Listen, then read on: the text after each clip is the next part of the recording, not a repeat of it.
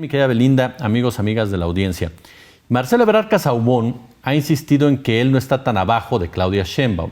Y han comenzado ya las denuncias en el sentido de que hubo mano negra, sobre todo en las redes sociales, algo que se ha titulado como los Sheinbaum Bots. Alberto Scorza, investigador, platica con nosotros esta tarde. Alberto, ¿cómo estás? Buenas tardes. Muy bien, muchas gracias por la invitación, Jesús. Oye, pues antes que otra cosa, mi querido Alberto, agradecerte por supuesto estos minutos aquí en Noticias 360 con Belinda, con tu servidor, y preguntarte lo siguiente. ¿Cómo funcionan o cómo han estado funcionando estos Sheinbaum Bots y de dónde están procediendo este tipo de acciones? Pues bien, lo resumiría en dos etapas. La más reciente, los últimos 90 días, desde que se da, digamos, la intención de todas las corcholatas de participar en el proceso. Y desde hace un año, cuando empiezan a aparecer estas cientos o miles de bardas espectaculares en todo el país, que dicen, es Claudia, ¿no?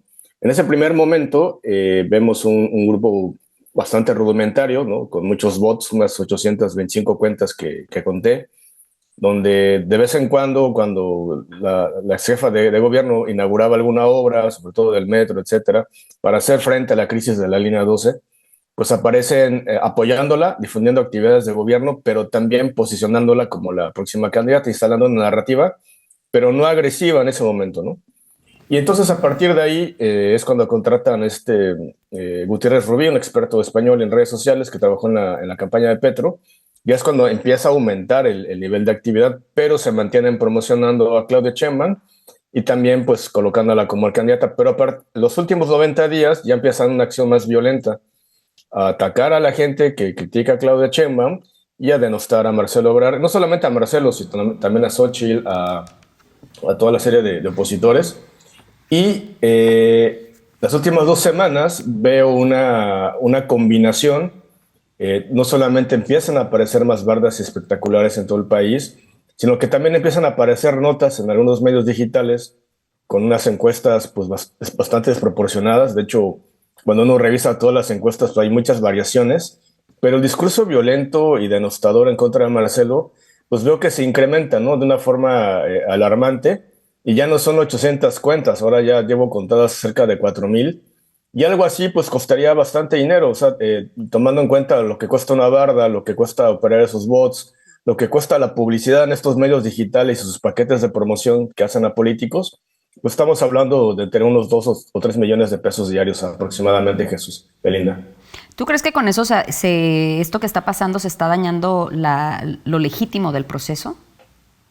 Sí, yo he insistido en todos los mensajes que he emitido que no se trata de, digamos, de defender a Ebrard, sino creo que lo que está en juego es la legitimidad del próximo gobierno. A mi parecer, yo creo que esta elección es un ensayo de la elección presidencial.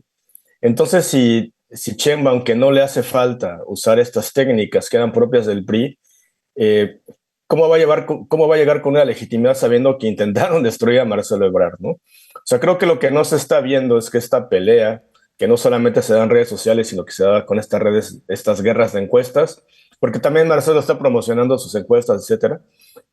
Creo que lo que está dañando ante la imagen pública, ante la opinión pública, pues es que se están utilizando pues técnicas del pasado, de los 80s, que usaba también Peña Nieto, Calderón recientemente.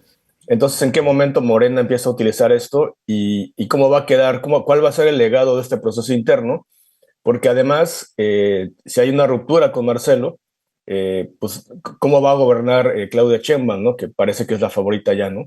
Entonces yo creo que el daño no es solamente a Marcelo, sino que es al proceso interno, al legado de la transformación, y creo que además, pues este tipo de prácticas que solamente usaba, pues se puede entender del PRI, del PAN, de otros entes políticos, pero no de la izquierda, Belinda.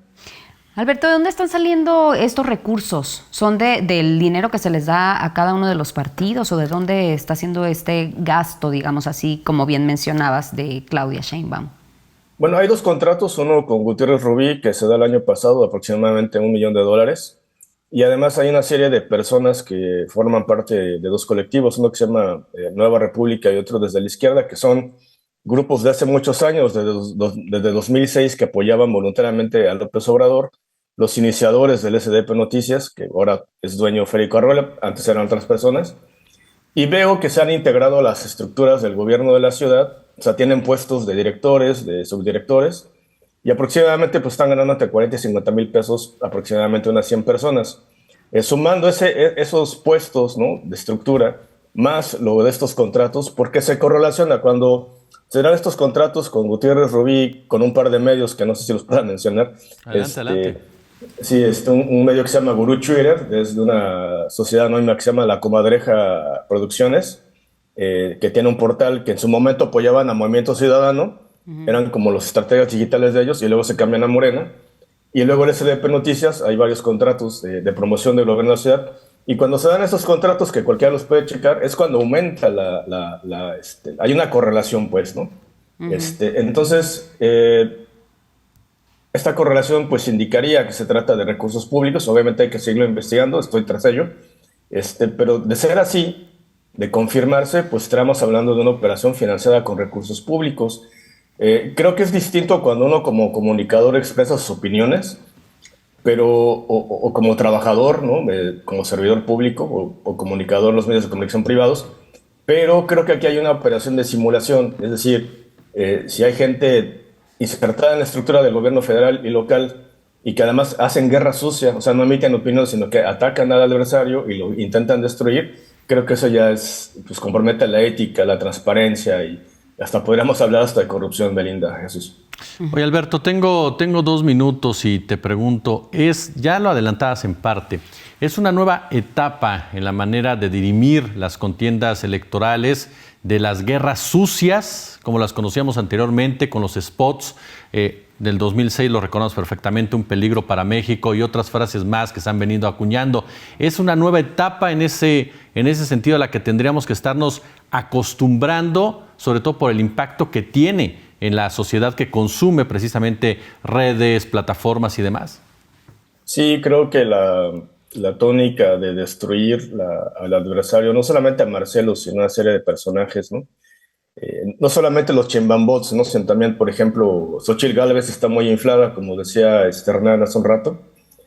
Yo lo veo en lo digital, y también sus simpatizantes pues atacan de una forma muy racista y clasista a quienes atacan a Xochitl. Creo que esta cultura del ataque digital y denostación se insertó en lugar de la promoción, de hablar del candidato. Casi no se promueven propuestas, por ejemplo.